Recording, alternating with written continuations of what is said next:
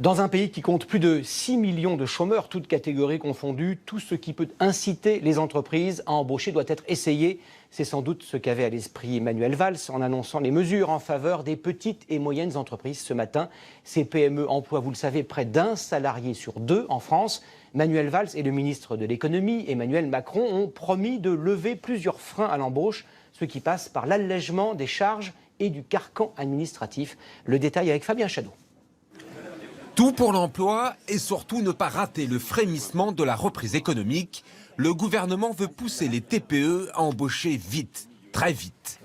Dès aujourd'hui, tout patron qui recrute son premier salarié en CDI ou en CDD de plus d'un an va bénéficier d'une aide de 4 000 €. Objectif, créer 60 000 emplois. Le gouvernement s'attaque aussi aux effets de seuil. Aujourd'hui, quand les effectifs augmentent, l'employeur est soumis à des prélèvements sociaux et fiscaux supplémentaires. Ces charges seront gelées pendant 3 ans, jusqu'à 50 salariés. L'utilisation du CDD va aussi changer. Les employeurs pourront renouveler 2 fois ces contrats au lieu d'une, mais la durée totale de ces 3 CDD ne pourra toujours pas excéder 18 mois. Enfin, c'était attendu, pour les licenciements contestés devant les prud'hommes, le gouvernement a décidé de plafonner les indemnités. Maximum 12 mois de salaire pour les entreprises de moins de 20 salariés et 20 mois au-delà de 20 salariés. Au total, 18 mesures pour lever les freins à l'embauche. Certaines prendront effet dans les jours qui viennent, d'autres dans le courant de l'année. Combien de créations d'emplois à la clé? Le gouvernement ne donne aucun objectif. Nous y reviendrons dans quelques instants très concrètement avec notre invité Emmanuel Macron qui répondra à ces questions, à ces chiffres et à ces analyses. Alors une fois n'est pas coutume, le MEDEF a salué ces mesures, les qualifiant, je cite, de bonnes initiatives. Elles étaient très attendues par les patrons de PME. Ils sont plus de 3 millions en France. Juliette Duquesne, Corinne Chevreton et Maud Gatineau sont allés à la rencontre de 2 d'entre eux dans l'Eure-et-Loir. Voici 2 dirigeants de PME.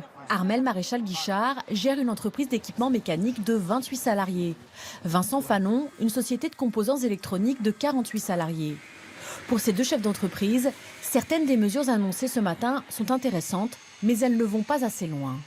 La seule souplesse qui va dans le bon sens, c'est la possibilité d'avoir 3 CDD au lieu de 2. Bien qu'on n'aille pas jusqu'au bout des choses, puisqu'on plafonne encore à 18 mois. Moi, dans ce qui a été annoncé ce matin, pas très concerné. Alors, les indemnités sur les prud'hommes, c'est bien effectivement de les bloquer. Maintenant, les prud'hommes, c'est quand même pas une bonne chose. Il aurait fallu peut-être en amont préparer et assouplir les licenciements, les faciliter, trouver un compromis avant d'arriver au prud'homme. Pour ces 2 responsables, ces mesures sont insuffisantes pour leur permettre d'embaucher. Et pourtant, le carnet de commandes de Vincent Fanon est plein. Il pourrait recruter près de 10 salariés. Mais s'il passe le seuil des 50 employés, la loi impose des coûts supplémentaires qu'il se dit incapable d'assumer. Augmenter le seuil peut-être à 80 personnes. Nous, là-dessus, ça fait vraiment pas mal de temps qu'on en parle. On n'est pas les seuls, on milite là-dessus. Il faut impérativement faire sauter ces seuils. Pour Armel Maréchal-Guichard, la lourdeur du Code du travail est un frein au recrutement. Chaque fois que l'on fait quelque chose, on le fait par le petit bout. Donc c'est des petites mesurettes, plus une petite mesurette, plus une petite mesurette, plus une petite mesurette, qui, prises indépendamment les unes des autres, peuvent aller dans le bon sens, mais qui globalement complexifient encore le système et ne nous donnent pas de souplesse dans notre organisation et dans l'emploi. Ces 2 chefs d'entreprise n'ont pas besoin d'aide supplémentaire. Ils attendent du gouvernement des réformes plus structurelles.